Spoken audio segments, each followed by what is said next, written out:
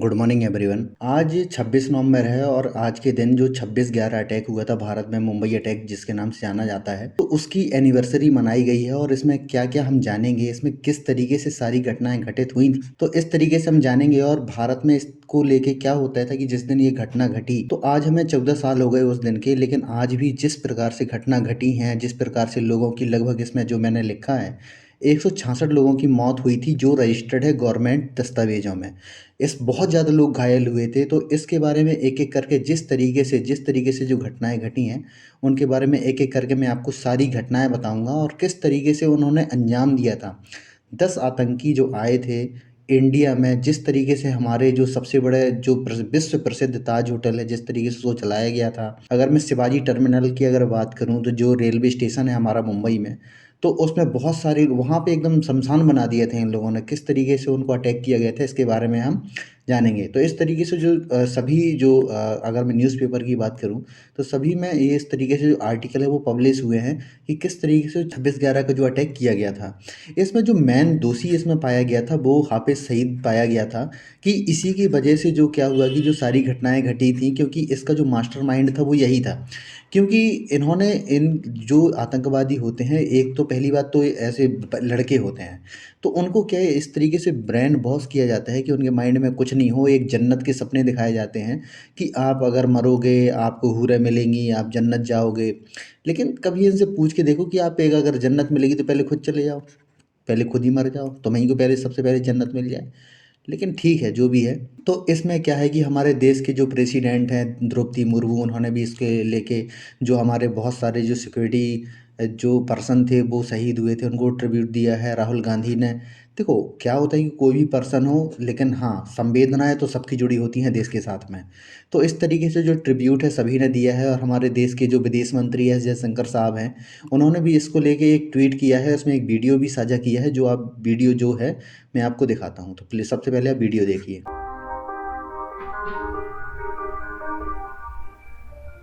14 years ago, on 26 November 2008, the city of Mumbai was witness to one of the most shocking terror attacks of our times. 140 Indian nationals and 26 citizens of 23 other countries lost their lives in a period of 4 days.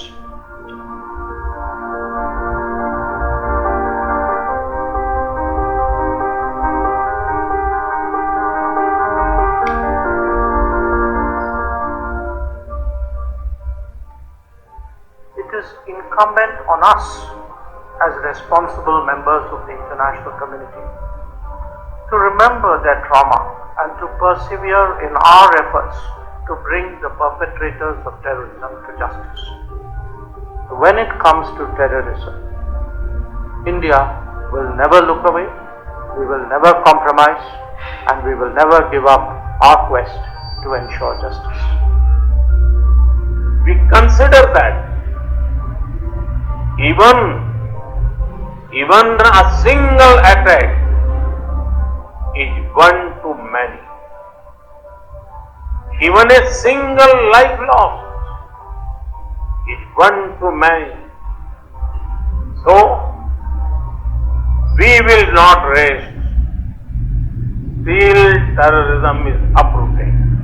तो अभी जो आपने video देखा वो no money no terror वाला जो अभी एक कॉन्फ्रेंस हुई थी, वो वाला वीडियो थी, जिसमें जो भारत के प्रधानमंत्री हैं उन्होंने भी इसमें जो स्पीच दी थी उसका भी इसमें आपको सुनने को मौका मिला होगा।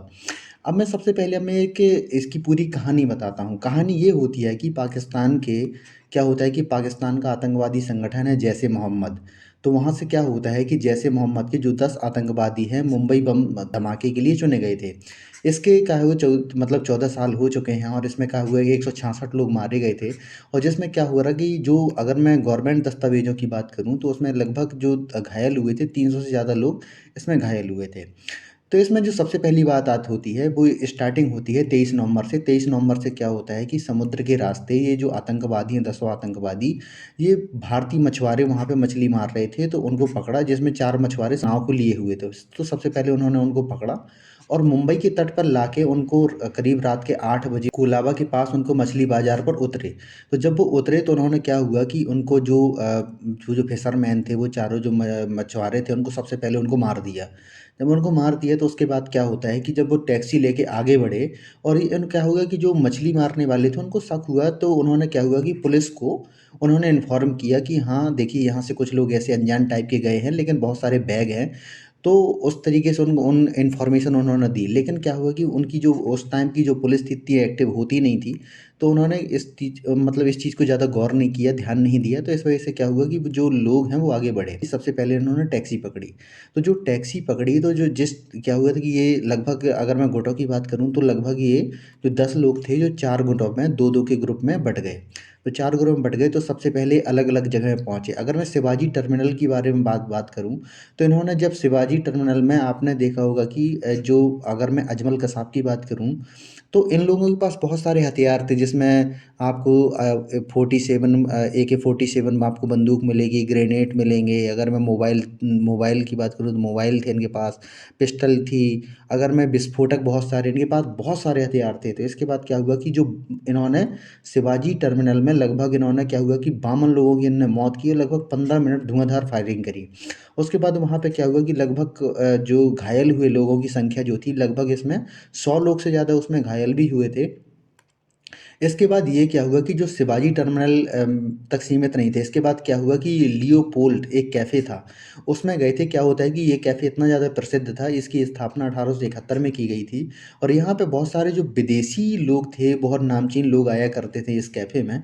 तो वहाँ पे भी ये लोग पहुँचे और वहाँ पे भी उन्होंने गोलाबारी की, जिससे बहुत सारे जो विदेशी मेहमान हमारे यहाँ जो पर्यटन आते हैं, उनकी भी इसमें मौत हो गई थी।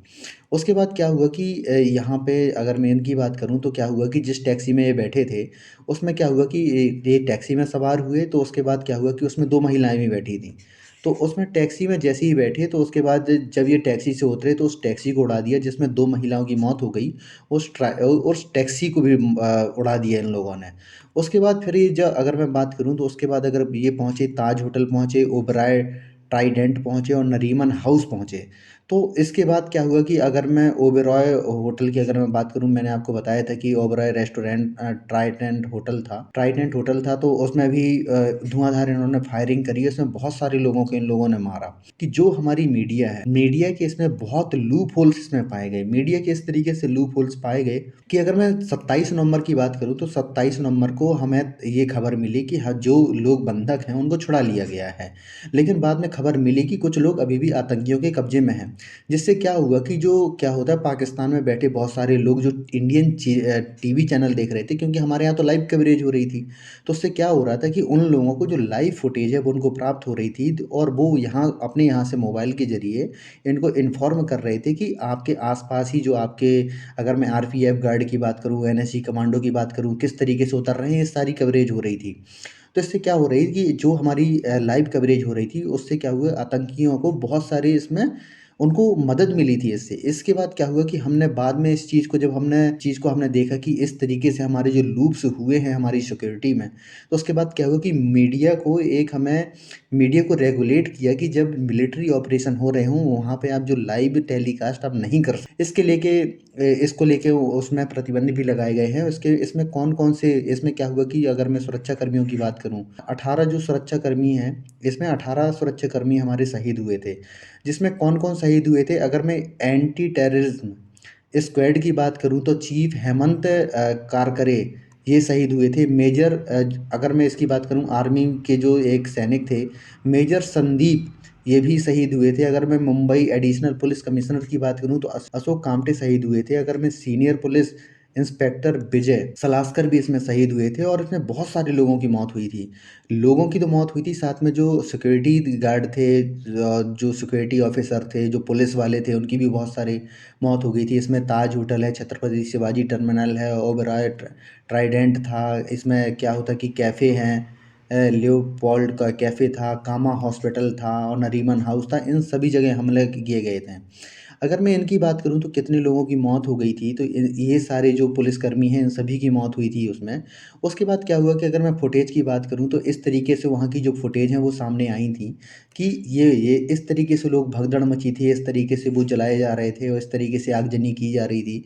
अगर मैं ताज होटल की बात करूँ तो, अगर मैं ताज होटल की बात करूँ तो अगर देखिए इस तरीके से जो फुटेज उसकी जो लाइव जो टेलीकास्ट हो रहा था उसकी फ़ोटो मैं आपको दिखा रहा हूँ। इस तरीके से जो लाइव टेलीकास्ट था उसके बाद क्या हुआ कि बहुत सारे इसमें सवाल भी खड़े हुए थे कि आप जो हमारे सिक्योरिटी गार्ड उतर रहे थे उनकी लाइव टेलीकास्ट की ये फ़ोटोज़ हैं। तो इसके बाद क्या हुआ कि हमारे जो जितने लूप्स हैं उन सारी चीज़ों को हमें दिखाया गया है और इस तरीके से क्या हुआ कि अगर मैं ताज होटल की बात करूँ तो बहुत सारे लोगों को उन लोगों ने बंधक बना लिया था। इसका जो मेन सरगना इसको माना जाता है वो हाफ़िज़ सईद को माना जाता है। अगर हाफ़िज़ सईद की बात करूँ तो इसका जो लश्कर-ए-तैयबा है, इन्होंने जो इसका जो क्या है कि पूरा प्लान इसको रचा गया था और इसके बाद उन लोगों को भेजा गया था इंडिया में। तो इसके बाद ये लोग इन लोगों ने वहाँ से पूरा हैंडल किया था कि उन क्या होता है कि ये लोग सपने दिखा रहे थे उनको कि आप मरोगे तो आपकी हूरों की खुशबू आएगी, आप हूरें मिलेंगी, जन्नत मिलेगी, आपको गुलाब की खुशबू आएगी, आपको दूध दूध शहद से नहलाया जाएगा। ये सारी चीज़ें इनको बिल्कुल सपने दिखाए गए थे। उसके बाद हुआ ये कि क्या हुआ कि अगर मैं ये बात करूँ कि जो नौसेना और तटरक्षक बल हैं, वो जिस तरीके से उन्होंने कोताही बरती थी, उसको लेके उन्होंने बहुत सारी हमारी जो सिक्योरिटी में खामियाँ नज़र आई थीं। उसके बाद क्या हुआ 2008 में ही हमारे यहाँ पे एनआईए कानून पारित किया गया था और 2008 में जिस तरीके से क्या हुआ कि हमारी जो सिक्योरिटी है, सुरक्षा है, संप्रभुता है, अखंडता है, जिस तरीके से हमारी जो अगर आतंकी गतिविधियों से लड़ने के लिए इसकी स्थापना की गई थी और इसके बाद क्या हुआ था कि जो हमारी एफबीआई, एमआई जो खुफिया सूचनाओं का जो आदान-प्रदान है, पहले क्या होता था कि कम्युनिकेशन गैप की वजह से अगर मैं बात करूँ 2 विभागों के बीच में कम्युनिकेशन नहीं हो पाता था, जिससे क्या होता था कि एक-दूसरे से बात ही नहीं कर पाते थे। एक-दूसरे से बात नहीं कर पाते थे तो क्या होता था कि सूचनाओं का आदान-प्रदान नहीं होता था, जिसके बाद क्या हुआ कि जो एनएसजी है, एनएसजी की भी बहुत ज़्यादा उसको मजबूत किया गया।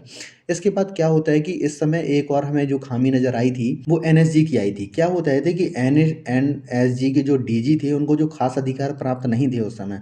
उस समय ये हुआ कि एनएसजी कमांडो को 8 घंटे तक विमान नहीं मिला था। जो एनएसजी के डीजी थे, उनको 8 घंटे तक विमान नहीं मिला था कि वो अपने ऑपरेशन को अंजाम दे पाएँ।